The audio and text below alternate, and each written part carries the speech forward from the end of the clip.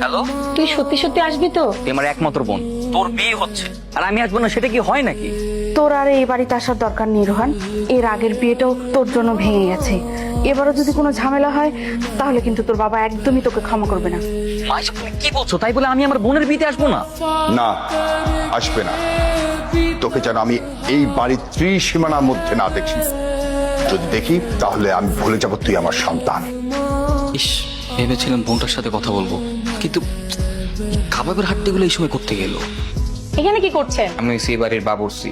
রান্না করতে এসেছেন, ভালো কথা। এটা কি আপনার রান্নাঘর মনে হয়? যেখানে রান্না করবেন সেখানে থাকবেন, খবরদার উপরে আসবেন না।